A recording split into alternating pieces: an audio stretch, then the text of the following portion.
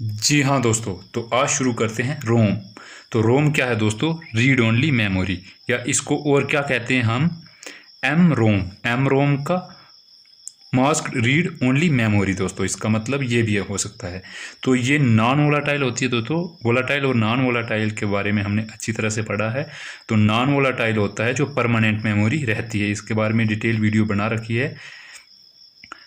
और दोस्तों जो रोम है, रोम कहाँ पे होता है दोस्तों? जो हमारे पास बोस है, बोस कहाँ पे सेव होता है? रोम में। बोस का मतलब क्या है दोस्तों? Basic input output system. ये एब्रीविएशन भी पेपर में आती है दोस्तों। तो अब हम पढ़ते हैं कि रोम में जो है दोस्तों, डाटा को जो फीड करता है वो प्रोग्रामर करता है, ना कि कोई यूज़र करता है। उसको प्रोग्रामर जो है वो डाटा को फीड करता है रोम में।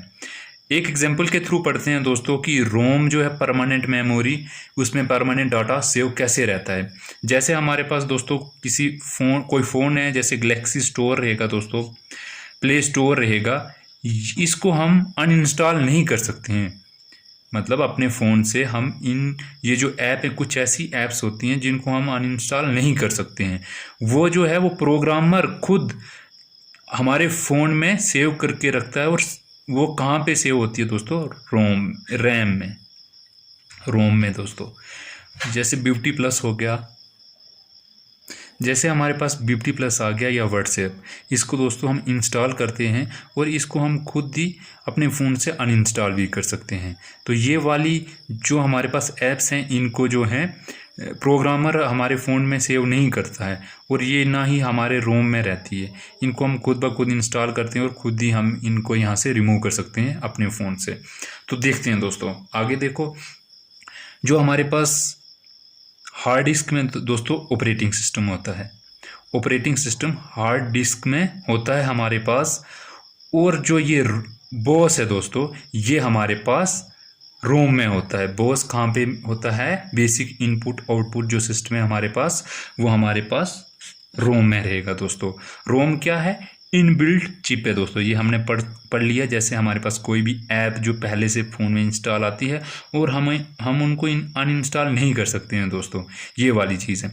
जब भी हमारे पास पावर ऑन होगी दोस्तों, पावर ऑन होने के बाद सबसे पहले बॉस जो है वो रोम से उठ के ऑपरेटिंग सिस्टम को क्या करता है दोस्तों? लोड करता है हमारे, ताकि वो रैम में लेके जाता है दोस्तों। ऑपरेटिंग सिस्टम को रैम में लेके जाता है ताकि वो प्रोसेसर के लिए अवेलेबल हो सके, वहाँ पे क्या हो सके, प्रोसेसर के पास हो। तो सबसे पहला जो प्रोग्राम है हमारे पास, वो बॉस होता है दोस्तों। जैसे ही पावर ऑन होती है तो वो लोड होना शुरू हो जाता है कंप्यूटर पे, जैसे ही हम पावर ऑन करते हैं दोस्तों। तो जैसे हमारे पास दोस्तों इसी प्रोसेस को, ये जो बॉस का आना, हार्ड डिस्क से ऑपरेटिंग सिस्टम को रैम में ले जाना और प्रोसेसर के लिए अवेलेबल बनाना, इसी प्रोसेस को हम बूटिंग कहते हैं दोस्तों।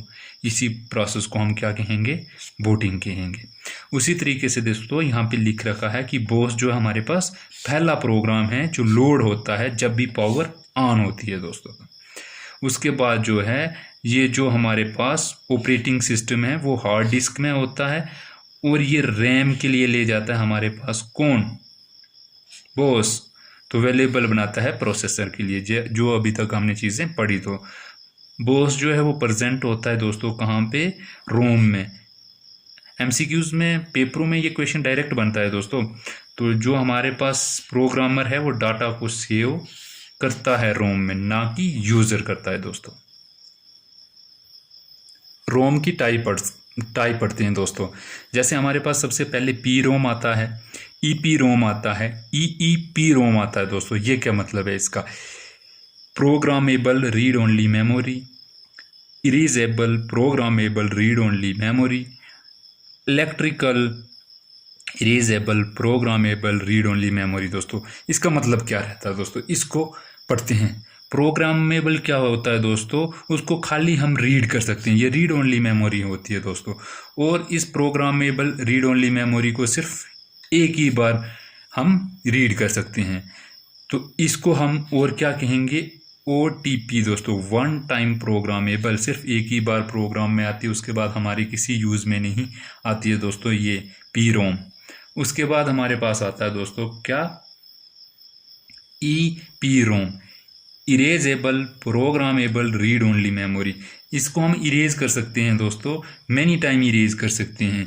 और ये जो इरेज किसके थ्रू होती है, यूवी रेज के थ्रू, यूवी रेज डालते हैं और उसके थ्रू हम इसको क्या करते हैं दोस्तों, इरेज करते हैं। लेकिन ये हमारे क्या अकॉर्डिंगली, जितना आप चाहो कि जैसे ये वाली हमारे पास मान के चलो कोई के मेमोरी है, हमने इतनी ही सी मेमोरी को इरेज करना है, लेकिन ये हमारे अकॉर्डिंगली इतनी नहीं हो सकती कम ज़्यादा हो जाए हमसे इरेज, तो ये हमारे अकॉर्डिंगली इरेज नहीं होती है।